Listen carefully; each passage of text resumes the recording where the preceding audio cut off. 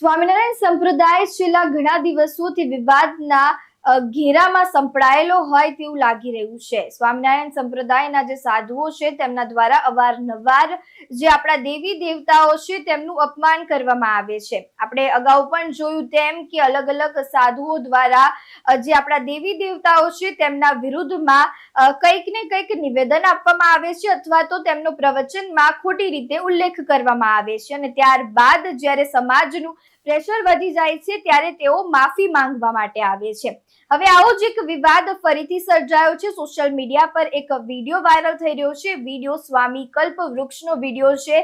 તેમના દ્વારા આપણા ભારતના રાષ્ટ્રપિતા મહાત્મા ગાંધીનું અપમાન કરવામાં આવ્યું છે. તેમના ફોટોનું અપમાન કરવામાં આવ્યું છે. આપણે સૌ જાણીએ છીએ કે જ્યારે મહાત્મા ગાંધીના ફોટોનું અપમાન કરીએ છીએ ત્યારે રાષ્ટ્રદ્રોહનો ગુનો લાગુ થાય છે.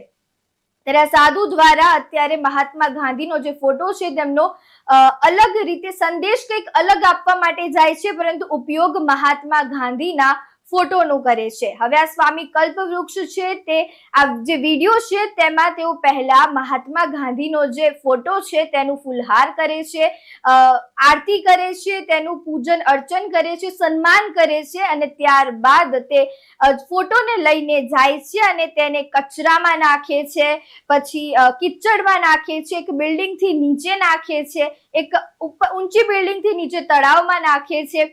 આવી રીતે જે મહાત્મા ગાંધીનો ફોટો છે તેનું અપમાન કરવામાં આવે છે. પરંતુ તેમના પાછળ જે સંદેશ છે તેમને એ રીતે આપેલો છે કે અત્યારે ગણેશ ચતુર્થી આવી રહી છે અને ગણેશ ચતુર્થીમાં આપણે સૌ જાણીએ છીએ કે આપણે ભગવાન શ્રી ગણેશને આપણા ઘરે લાવતા હોઈએ છીએ. પછી માટીની મૂર્તિ હોય કે પછી પીઓપીની મૂર્તિ હોય. માટીની મૂર્તિ હોય છે તો આપણે ઘરે જ વિસર્જન કરીએ છીએ, પરંતુ જો પીઓપીની મોટી મૂર્તિ હોય છે તો તેને આપણે તળાવ અથવા તો કોઈ નદીમાં જઈને વિસર્જિત કરીએ છીએ. પરંતુ હવે જે મુદ્દો છે કે જે ભગવાન શ્રી ગણેશ છે તેમના વિસર્જન બાદ તેમના હાથ કંઈક અલગ જઈને પડે છે, પગ કંઈક અલગ જઈને પડે છે. તેમનું આપણે ઘરે લાવીને પૂજા અર્ચના કરીએ છીએ અને ત્યારબાદ આપણે તેમને વિસર્જિત કરી દઈએ છીએ અને ત્યારબાદ સાધુના કહેવા અનુસાર આપણે તેમનું અપમાન કરીએ છીએ. જ્યારે વિસર્જન કરીએ છીએ ત્યારે તેને છૂટું નાખી દઈએ છીએ, ઉપરથી નીચે નાખીએ છીએ, ત્યારે તેમનું અપમાન થયું ગણાય છે તેવું સાધુ કલ્પવૃક્ષ કહી રહ્યા છે. પરંતુ આ સંદેશો આપવા પાછળ મહાત્મા ગાંધીનો જે ફોટો છે, આપણા રાષ્ટ્રપિતાનો ફોટો છે, તેનો ઉપયોગ કરવો એ કેટલો યોગ્ય છે? કારણ કે એ એક એવી પર્સનાલિટી છે કે જેમને આપણા દેશ માટે લડત લડી છે, આપણા દેશને આઝાદ કરાવ્યો છે, આપણા દેશ માટે ઘણું બધું તેઓ કરી ચૂક્યા છે. હવે એમનું અપમાન કરીને ભગવાનનું અપમાન તમે કરો છો તેવું દર્શાવવું એ કેટલું યોગ્ય છે? હવે સરકાર દ્વારા કે પછી કોઈ પણ તંત્ર દ્વારા, લોકો દ્વારા આ શું કાર્યવાહી કરવામાં આવશે? કારણ કે મહાત્મા ગાંધીના ફોટાનું અપમાન થયું છે. એ અપમાન જે ફોટો છે તે આપણા રાષ્ટ્રપિતાનો છે. રાષ્ટ્રપિતાનું અપમાન એટલે કે રાષ્ટ્રદ્રોહ ગણાય. અને હવે આ જે સ્વામિનારાયણના સાધુ છે ફરીથી વિવાદમાં સંપડાયા છે. તેમના ઉપર રાષ્ટ્રદ્રોહ લાગુ થશે કે નહીં હવે જોવું રહ્યું.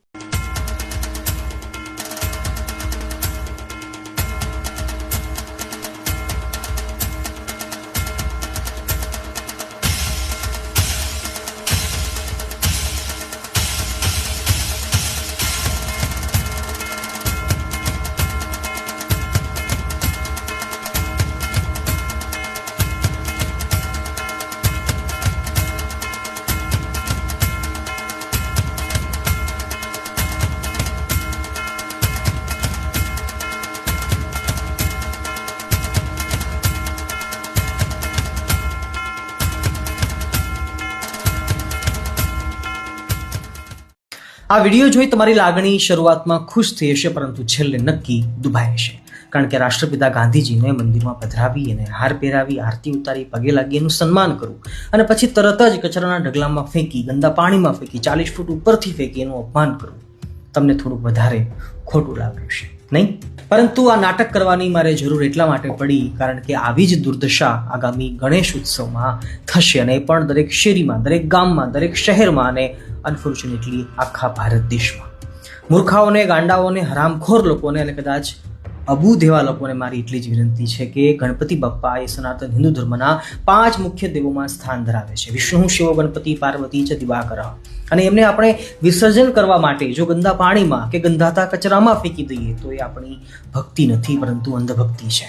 ગણપતિ બાપ્પાનું અપમાન છે અને આપણે આપણા ભગવાનને ભગવાન સમજ્યા જ નથી. હજુ કદાચ વાત ના સમજાય હોય તો કલ્પવૃક્ષ યુટ્યુબ ચેનલ ઉપર ગણેશ ચતુર્થીના દિવસે જ ફૂલ વિડીયો આવશે. અવશ્ય જોઈ અને જેને જરૂર છે એવા લોકોને જરૂર મોકલજો. જય ગણેશ.